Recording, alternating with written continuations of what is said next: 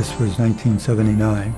We had an effective vaccine, 2 of them, the Salk, but the Sabin in particular for widespread use.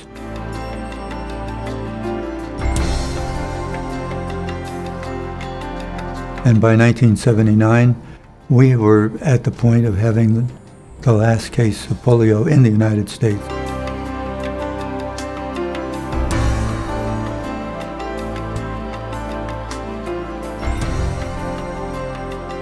I was asked to recommend a immunization that might be useful, and I strongly recommended polio because the vaccine was available.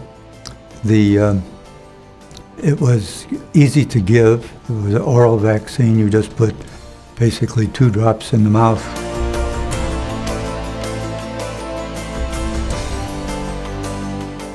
And that was something you could train virtually anybody to do, including the army of Rotarians.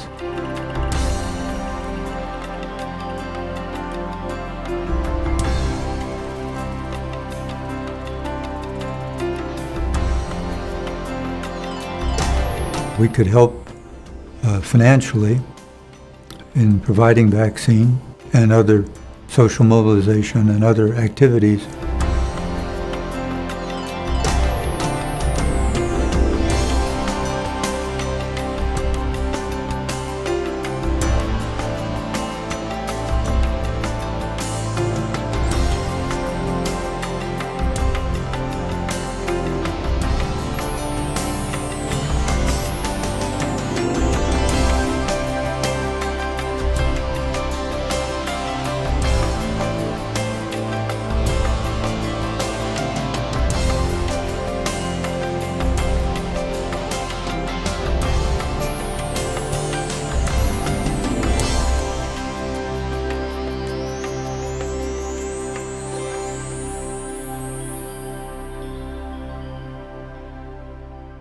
The United States had been faced since the late 1800s with increasingly sizable episodic polio epidemics that swept through the country. Certain parts of the country would have quite intense polio, and in those areas, of course, there was great fear because of the frequency of the disease. This was a terror that was struck in the hearts of everyone, and especially parents, because polio virus is a virus that spreads silently through communities, and it has a summertime peak. There's a very seasonal incidence to it. So in the summertime, you never knew when the polio virus would sweep through your community. It's an equal opportunity destroyer, from the poorest child to the wealthiest individuals. We haven't seen polio in this country since about 1979. That is naturally occurring polio. From 125 countries in 1988 and about 350,000 cases of polio to 10 countries in the world in 2001.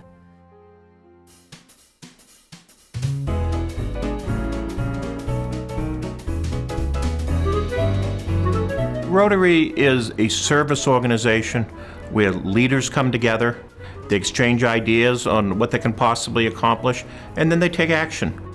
Daddy Allen was a Rotarian in Ohio. He had had some tough experiences in his family. His son had been injured in a streetcar accident. I think he felt that if the son could have been gotten to a hospital on time, he might have survived. And he started a program to try and help crippled children. And crippled children's work, which was his term and Rotary's term as Rotary got involved, was not just about polio, but regardless of whether it was from injury, accident, polio, unknown cause, if children were having trouble walking, there were services that could be provided. Braces, wheelchairs, crutches. And pretty soon the other Rotary clubs around that part of Ohio picked up on it and said, well, we'd like to have a crippled children's movement in our club. And it spread like wildfire all the way across, especially the mid-Atlantic and northeastern United States. There started to be discussion about possibly charging certain dues to every Rotary club that chose to become a member. And there began to be a backlash. It actually divided some of the leadership of Rotary and was actually defeated. In 1923, Rotary developed something called a Statement on Community Service. And what it said is that local Rotary clubs have autonomy and they choose their own projects. The impact of Resolution 2334 was basically stop this movement of Rotary's big thing is crippled children's work. Stop that in its tracks. It laid down the law that there could be no global Rotary service projects.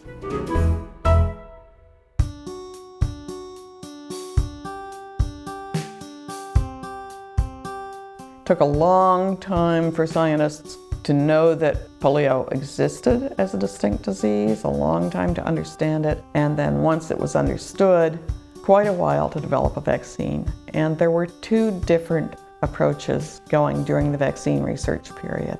Jonas Salk got to the finish line first, so his vaccine was licensed in the United States in a very famous event that took place on April 12, 1955. The killed virus for polio was given by injection, went into the bloodstream. Albert Sabin had to wait until 1961 before his oral polio vaccine got licensed in the United States. But it rapidly replaced the Salk vaccine and was routinely recommended in the United States right until the year 2000. Because it's given orally, it sets up an infection in the intestinal tract and confers intestinal immunity, which is the way to protect the population, the community at large, from the spread of the polio virus from person to person silently within the community.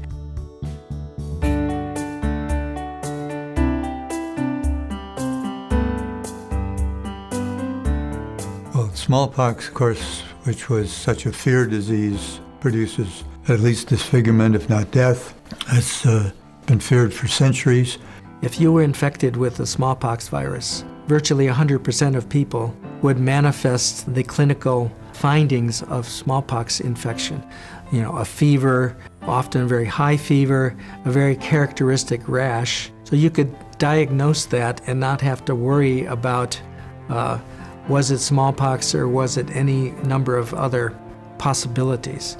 And the other thing is, it wasn't a disease that silently passed through the community. Then there was this tremendous effort to not only use the vaccine and immunize as it had been used, but to then go on and eradicate it by immunizing around any individuals who had smallpox. So it was great excitement that we'd finally conquered a disease of that devastating quality. The big lesson was the legacy in terms of people. I came from smallpox. My deputy in EPI came from smallpox. Our regional managers came from smallpox. And there was a esprit de corps, a commitment of moving toward a goal and accomplishing that goal, along with a commitment for evaluation and understanding what went wrong and what does go wrong. In the 70s into the 80s, there was a big push by UNICEF particularly, but other organizations too, on basic health care, getting primary health care out to the communities.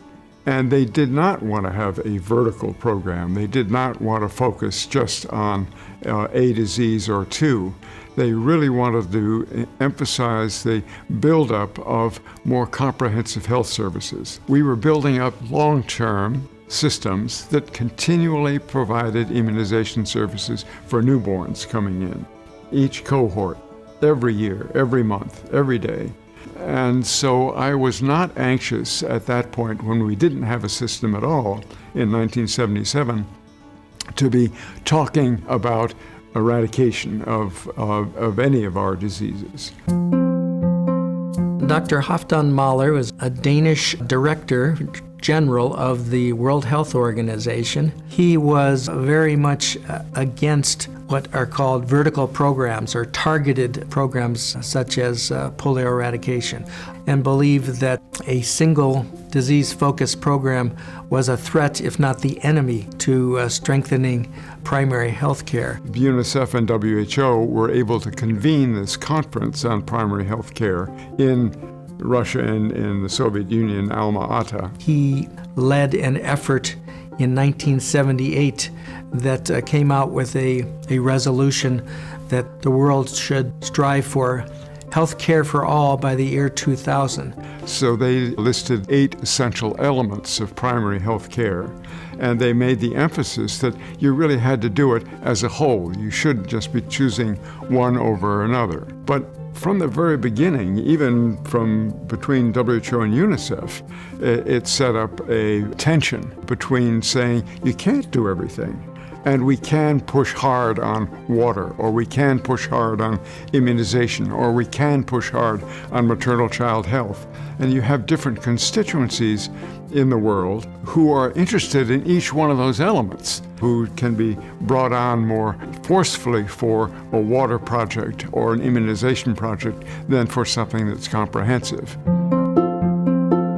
Before I became president, when I was president nominee, I sort of thought a lot about what can I do when I've got the responsibility for leading this organisation of 800,000 people. I'd been to India and to Northwest Africa, and I'd seen the conditions there. And they're horrible. And I just couldn't imagine spending a year doing little things when there's these huge problems to be met.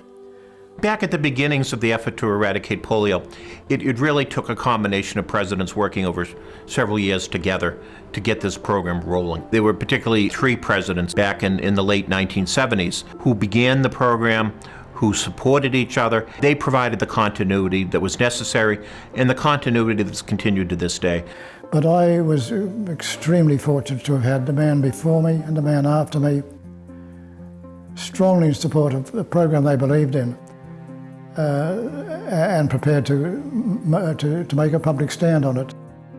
Jack Davis had the idea that with the 75th anniversary coming up, it was a time for Rotary to do a bit more than they'd done in the past internationally.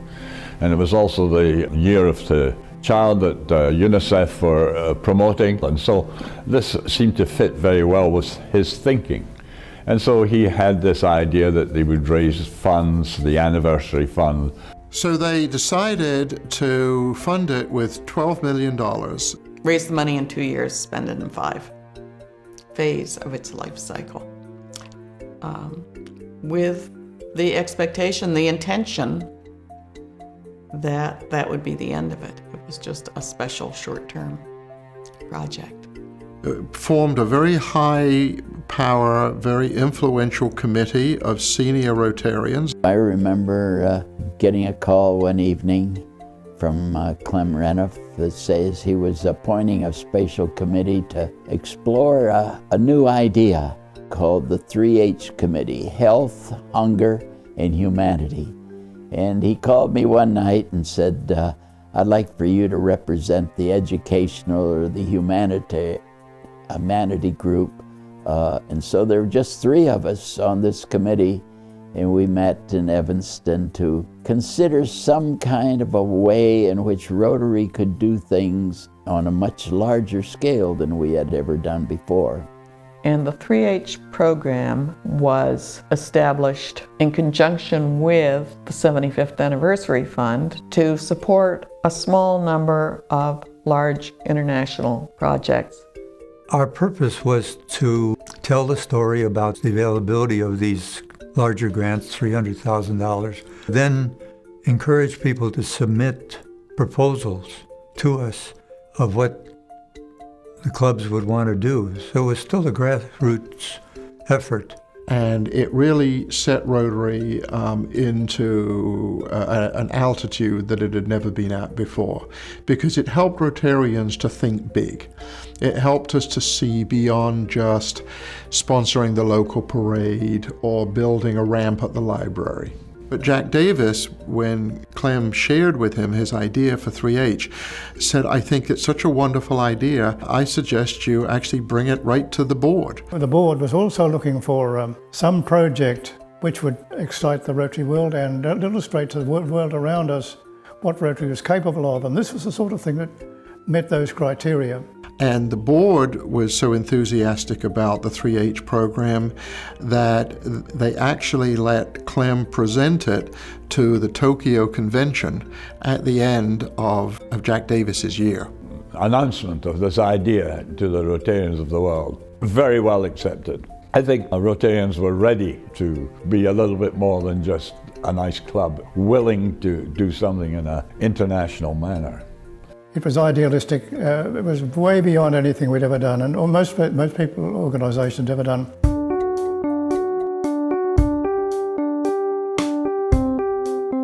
Herb Pigman was the General Secretary of Rotary during much of the time that Rotary first got involved in polio eradication. He was a paid staffer, but became very focused on polio as an opportunity for Rotary to be on a much larger world stage and to really make a difference in ending a disease.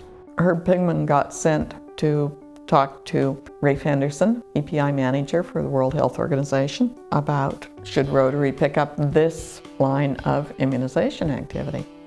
Henderson, no.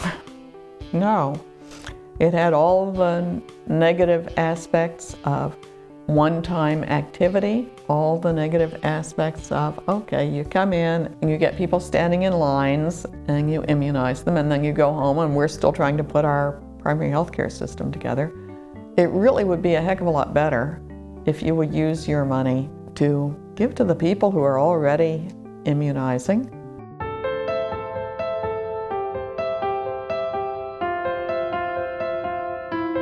The Philippines had one of the highest incidences of wild polio virus in the entire hemisphere.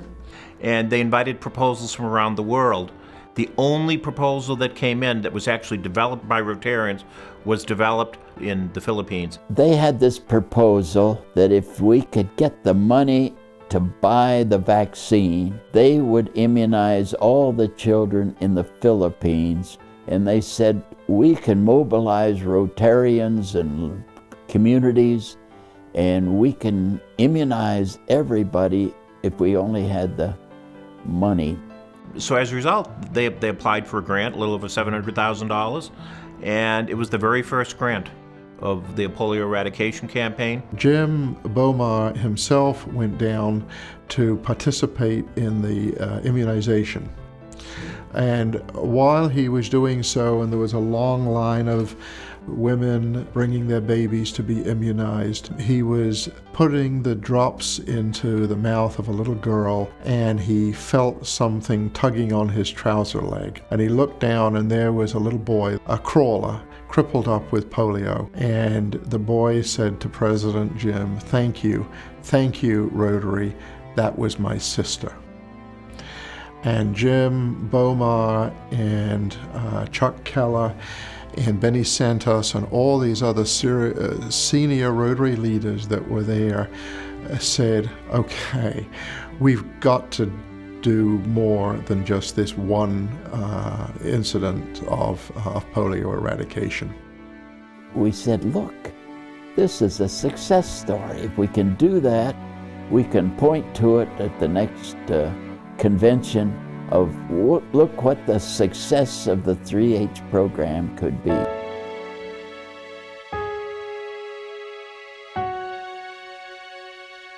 And while he was there, his hosts felt that it was interesting for him to take him to the naval shipyard and show him 2 naval ships that were just being built for the Australian Navy at a cost of only $100 million. On the plane on the way back, I picked up a copy of the Reader's Digest, and there I read that for something like the cost of one of those naval vessels I'd seen. It was something like the cost of one of those, and they'd eradicated smallpox. So I thought, why can't we do that? Didn't even think about the logistics. So I couldn't wait to get back, and I'm going to ask John Sever. He was uniquely qualified. He was a medical researcher. He was in charge of a large organisation which was concerned with infectious diseases. He worked every day with other bureaucrats, and he was a district governor. So he knew what Rotary was capable, had a fair idea of what Rotary was capable of. I asked exactly the right man. Then I wrote him a relatively long letter explaining why we should select polio and the eradication of polio. The vaccine was available. It was proven to be very effective in immunizing kids and populations. It was inexpensive. It was easy to give. Anybody who can count to 2 can be trained to be on the immunization team. So I said to him, would you mind taking that to the board? It was not my board, it was Jim Bomar's board. This is September '78. Well, he convinced them in no time that we should be engaged in this great project.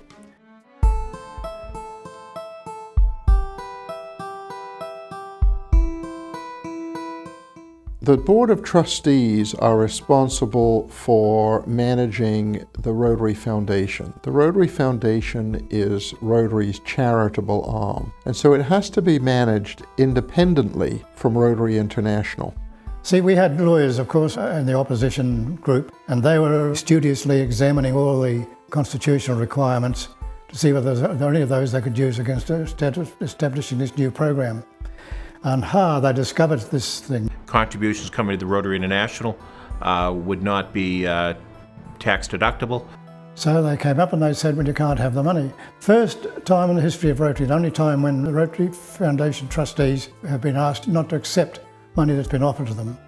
So Clem Renouf, who was the president, approached the Rotary Foundation. The Rotary Foundation at the time was made up of past presidents of Rotary, and they were very reluctant to get involved. We're dealing with human beings that have egos, and we're dealing with human beings that also take their responsibilities very seriously.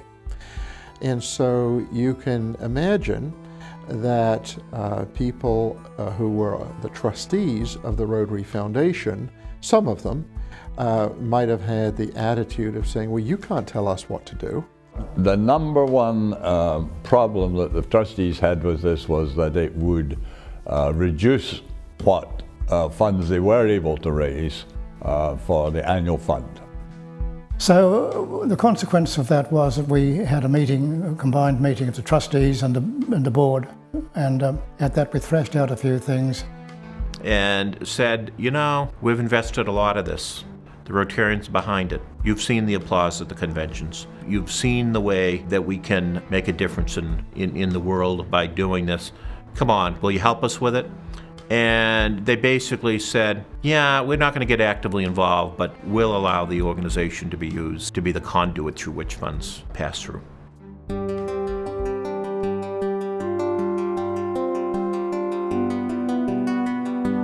That was very controversial. Because they first thought that clubs ought to be able to determine their own projects.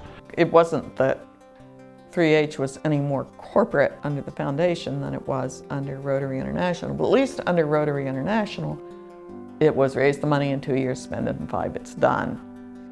They just thought Rotary was in over its head.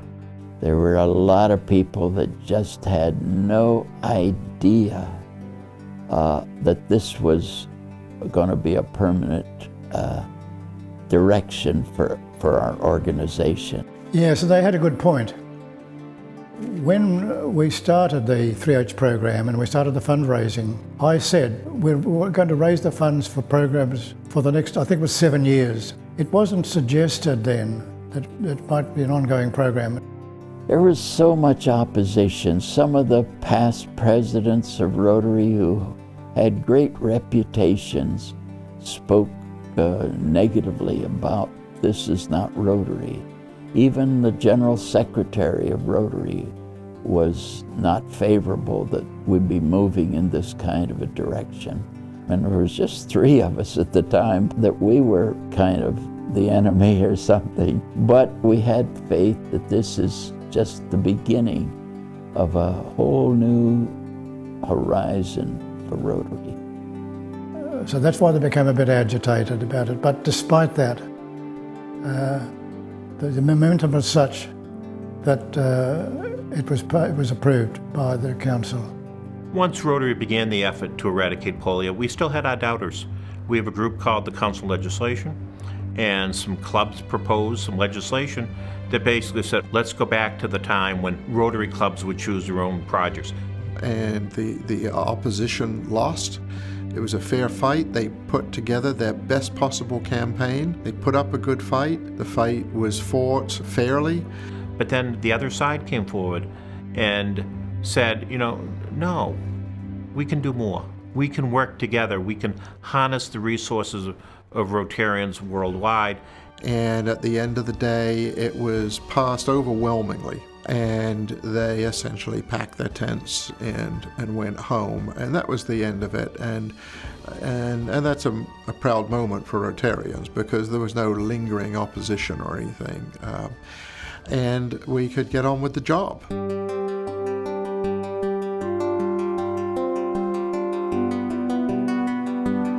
We had a new committee appointed called the New Horizons Committee. The New Horizons Committee was looking at projects that would eventually lead into the 100th anniversary of Rotary.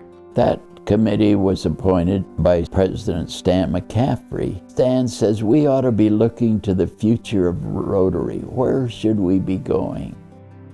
And he put out the word to the Rotary district governors and give us your ideas.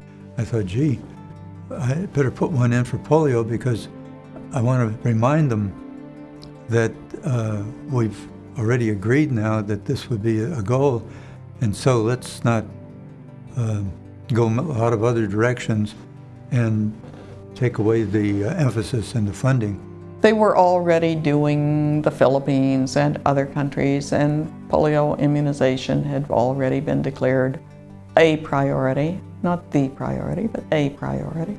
They got thousands of responses, and every single one of those responses was read by the New Horizons Committee. I said, we're not thinking really on the future horizon. Most of these are little projects to improve your club this way or that way. I said, look, we're coming up to the 100th anniversary of Rotary. And why shouldn't we have a project that we would make a gift to the people of the world for our 100th anniversary in the year 2005. And in the end, that was their primary recommendation. They had others, but the primary recommendation was let's set a goal to eradicate polio by the 100th anniversary of Rotary. And they thought, they were pretty confident at that point that it was doable. And Cliff Docterman's comment later was that if the committee had had any idea what was really involved in doing that, they would never have taken it on.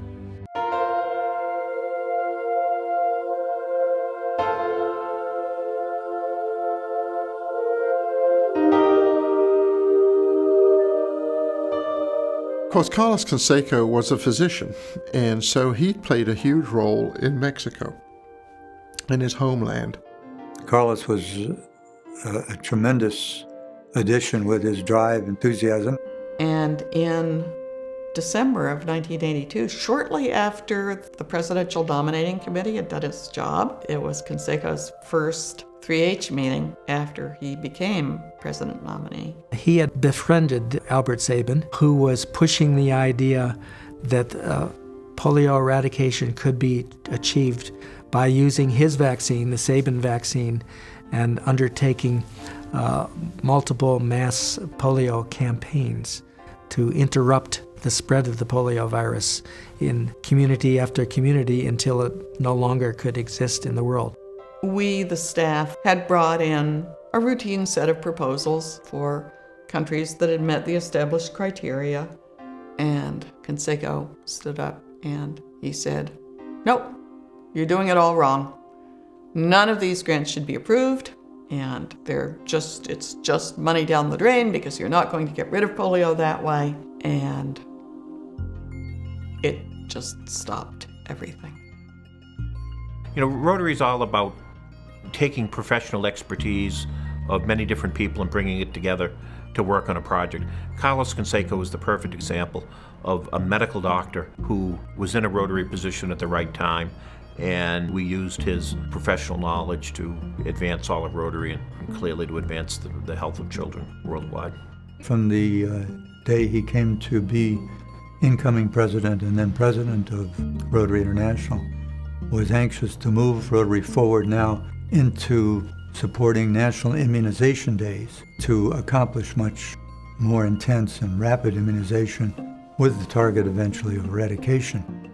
By 1983, Latin America and the Caribbean were getting some real results on their mass immunization approach. The Pan American Health Organization had moved with Sabin's approach and with Sabin physically to bring mass immunization, which up until then had been kind of Albert Sabin, lone voice crying in the wilderness. And there was a symposium on public policy to which Rotary sent representatives, because Rotary, by that time, had gotten Carlos Canseco's very strong opinion that you needed to do mass immunization. You could not eradicate polio otherwise. Sarah de Quadros, who was one of our very active in the program, came to be the EPI focal point in Paho shortly after I became director in Geneva. And he, from the outset, was enthusiastic about polio eradication. Most of the major international organizations and most ministries of health outside of the Americas were still strong believers in incorporating polio immunization into routine immunization to help build the structure of routine primary health care. Many organizations, including WHO, were tired after smallpox eradication. Some thought smallpox eradication had been a diversion from global health development, and that another diversion should not be taken at that point in time. Yeah, Rotary was getting mixed messages and sent a delegation off to this symposium to get the word. And the program included leading health authorities from leading health organizations, and here they would get the answer. And the answer they got was, opinions differ. There was a lot of pushback at this international symposium. There was a lot of reticence to move forward and declare that polio should be the next candidate selected for a global eradication effort. It actually was a bit of a setback in the forward momentum toward declaring polio as a candidate that should be embraced for a global eradication. It wasn't until substantially later that Sarah de Quadros made the case that, in fact, mass immunization was strengthening basic primary health care services.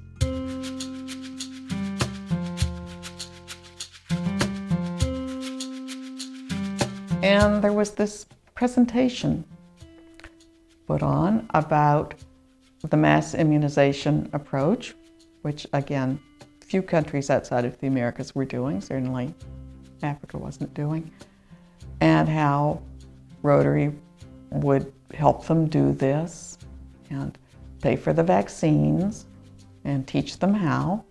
And we had to set up a separate meeting at the Intercontinental Hotel, which was not on the property of WHO or UN. We were asking the ministers of health to come and have wine and cheese and learn about what Rotary is going to do. And Houghton Mahler was the Director General of the World Health Organization. Stopped in. And had been apparently going to different similar functions. Heard about the program. He got up and he said a few words. Basically said, we have other people come to our countries and offer health benefits. Who come to a country and bring in a flashy new program and do it for a few years or maybe just a year, and then go away and forget all about us. And We have no reason to assume that you will follow through on anything. Many organizations don't. And they leave us with the situation where we've brought up the hopes of the population that they're going to have a health benefit, and it's only a flash in the pan. And all of the posters and all of the signs go down because the program isn't going to continue. And it's, basically, we would prefer to have you go away and not do this because of our experience with these other people. Well, that was quite a put down. But you can obviously see their experience was real. At least in the early going, there may have been some pushback on the part of ministers of health because of the uncertainty about what partners are going to help us to pull this off. How is it going to be financed? And then some of the ideological arguments about vertical versus horizontal, I'm sure, came into play. We were going into other countries with a medical program, a health program, and they didn't know us. In fact, often they said, well, Rotarians, they're the people that come and have lunch. What's the goal that's being looked after? What are people wanting to do? If it's a long-term goal, the organization sticks around. If it's a more short-term, high-visibility thing, then they come and they go. I'm sure it's the case the WHO is not anxious to get in a relationship with an NGO which is only for short-term self-proclamation. I'm sure that is a protective mechanism that WHO has. I think that it was handled well by Carlos Canseco, because Carlos then just quietly said, well, we're from Rotary, and you'll have to judge us by our actions. We will support this program, we will work with you, and we will be a good partner for you.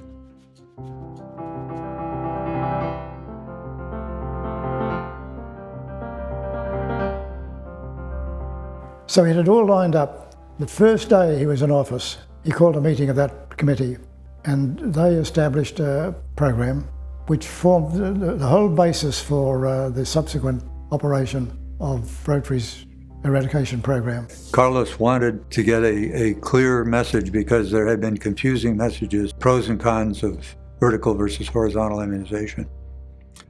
And so we brought together this advisory committee, the Polio 2005 committee, which included Carlos, myself, and Sabin, and people from WHO. John Sever was chair of that committee. Albert Sabin was brought in as a special guest. Again, he and President Canseco knew each other, so he responded on the invitation. And he was a character. And Dr. Sabin came into Evanston, and he was kind of a tough old guy. I had been at a number of meetings with Dr. Sabin and knew that periodically he would become very emphatic, but rightfully so. But I think it surprised a lot of people that he was this demonstrative. He banged his cane on the table and he says, you guys gotta know that you'd have to raise at least $100 million just to get it started. And you'd have to immunize 500 million children just to feel you've got it going. Banging the table. Oh, you got to do this. This is the reason you need to do this. And, and everyone looks, this is Albert Sabin. This is one of the most famous men in the world at the time. And, here he is coming to our meeting at our headquarters, telling us he wants to do that. And frankly, I thought this has got to be the worst idea Rotary's ever had. We were so naive that we thought this could be done pretty easily. But since the board had already made the commitment to do this, we figured let's get it a start. He saw the potential of Rotary. He saw that we could get into all those villages and towns in all of these different countries. He was trying to get them, the World Health Organization, to agree to having mass immunizations as an opportunity to look at a way of eradicating polio.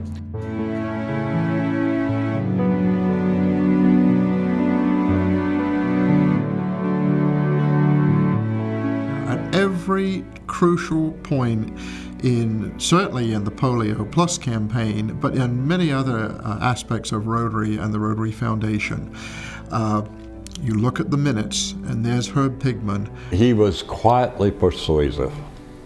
He was like a dog with a bone. And at the IPPC meeting, sometimes you would think he would never let that bone go. He was very persistent, very quiet. He was very well informed, always was. In order to accomplish polio eradication, Rotary needed to work with different partners. One organization that really saw the potential of Rotary when others didn't was UNICEF. And a lot of that was as a result of the then executive director, Jim Grant. And Jim Grant worked with Herb Pigman and John Sever and others, and had some preliminary conversations about how UNICEF might work with Rotary. Jim Grant was such a wonderful salesman. He, like Mahler, so charismatic and so enthusiastic about getting things done. UNICEF was, and still is, a leader in social mobilization for child health initiatives. Social mobilization means getting the whole community involved in something. Particularly the non-healthcare workers, and to get the political elements involved, the elected officials, to get them behind it, to get the finance that's required, to get everybody to hold up that single goal of a polio-free country or polio-free area. When we decided we needed to raise more money to make this big effort now to use mass immunization, I remember well talking on the phone with him and coming up with the number of $120 million based on 100 million children that needed to be immunized each year and 4 cents a dose and so forth. It was really perhaps not even a half-hour conversation that we came up with a number and a target, which was the culmination of that Polio 2005 committee. We said, all right, we're going to go with mass immunization. We're going to involve Rotarian. It's going to take money to provide vaccine and vaccine carriers and vehicles and fuel and all those things. How much is it going to take? And that's when Rotary finally set the goal. They changed the name from Polio 2005 to Polio Plus to give it a more sense of urgency. And fundraising experts recommended do a big thing in 3 years. The goal for the 75th anniversary was $12 million, and they didn't raise it. They didn't raise it. So when a few years later, they came back again and said, oh, by the way, let's raise $120 million to eradicate polio, the reaction was, you got to be kidding. Rotary's never done this. We would never raise that amount of money. But you know what? Again, there was no such thing as no. Herb's announcing that goal added a huge amount of energy. There was still disagreement about how to go about it. There was still disagreement about whether polio can be eradicated or only controlled. But the fact that there was $120 million coming in, and which again, it hadn't been raised yet. It had only been promised by this organization that never raised that kind of money before. But it had been promised, fed a lot of energy.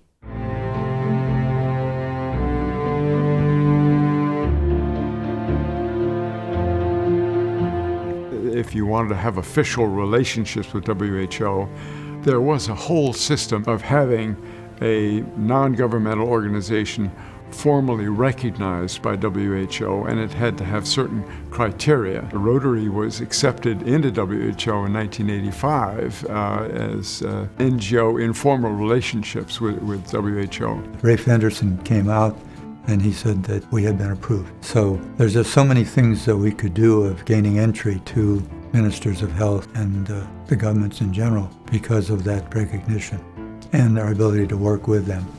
At that point, the World Health Organization and UNICEF and Rotary started working together in a much more systematic, formalized, organized way. The WHO recognition was before any of that money had been raised. Both Carlos Canseco and Herb Pigman were going around telling people, saying, what money do you need? Okay, well, we're going to raise that. What we raised will cover that. We're going to raise $120 million. And they apparently managed to make it credible, which is really kind of incredible.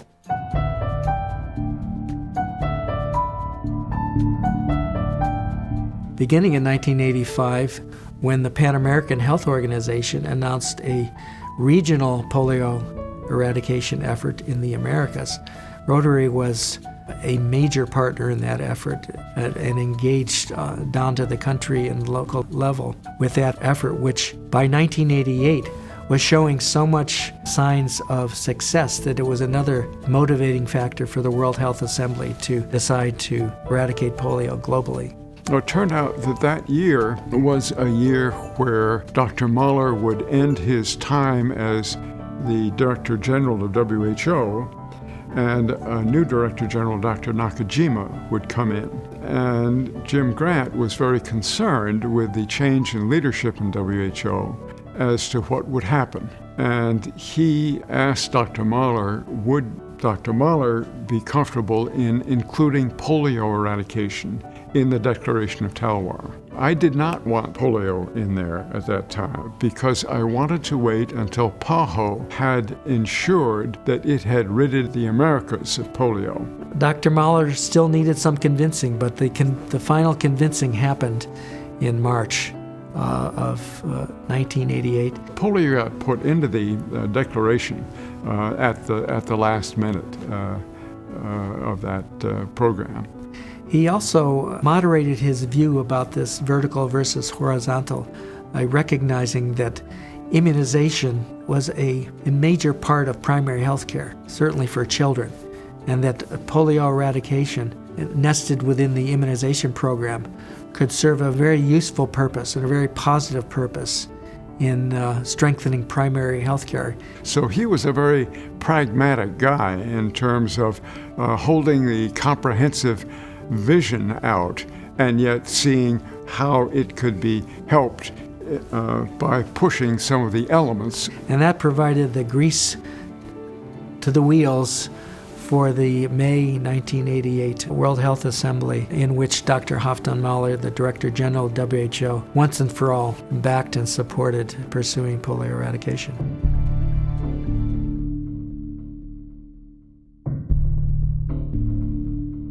That was extraordinary. Of course, we were all waiting and waiting and waiting. We had no idea, those of us who had just been working in the trenches, whether we got anywhere near it. The international chair asked each national chair to report in on the actual numbers that the clubs in his country had raised. And yes, we were there. My wife Anne was with me, and we were sitting up on I still remember, up on the left-hand side. We got up high so we could see this properly. We've passed the $100,000 mark. In all the days that I have left on this earth, I will never forget the excitement of that day. Our goal in this campaign is $120 million. Yeah. Will we make it? There were lights around the room that would turn on going toward the goal. The final one of our 44 campaign committees to report is that of the United States of America, Bermuda, Bahamas, and Puerto Rico. And the announcements then, of course, they went round the countries, and then the US was to be last. And the lights went on around all the time, you know, more and more. And then it was announced that the US had raised $119,186 million. We're over goal!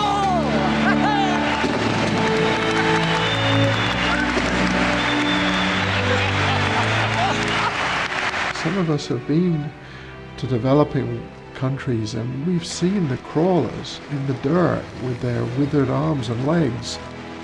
And to have that moment, to see that just a bunch of real estate agents and small-town lawyers and bankers and Rotarians all over the world had bought in to this amazing vision. Like anything else, if you don't have a vision, if you're not willing to work for it, if you don't have a dream. It's very hard to imagine that this would have happened, certainly in 1988, without the seminal work that Rotary International did, and first and foremost, the very strong advocacy at the global level that took place, that Rotary pursued.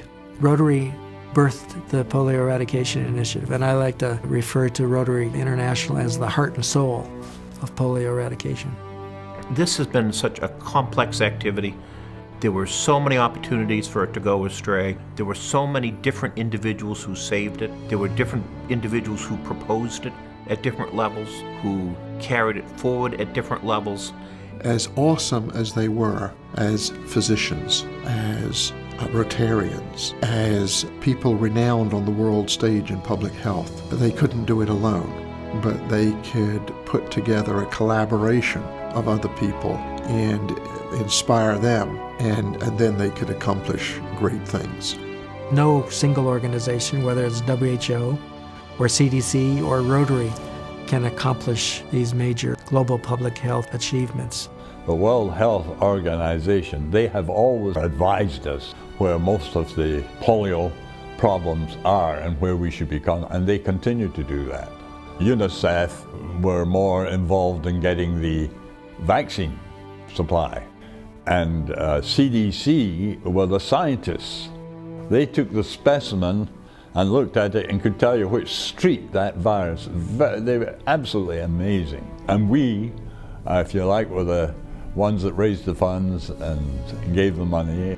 This is a private-public effort between public governments and public people, along with Rotary and volunteers working together. That is a huge lesson for how we need to look carefully at working effectively together in the most functional way and all pulling in the same direction, because a success of that nature is everybody's success. If then we, all of us, knew what we know now, I doubt we would have taken it on. It was a huge dream. A little bit naive, I suppose, but I'm glad we did it. You have to have a little bit of vision, imagination, and determination. There's a lot of times we could have given up, turned back, said it's too big, we can't be done. If you believe enough in something, you can generally get it done. My theory has always been, if you don't ask for the credit, you can accomplish anything. People can join together and do great things.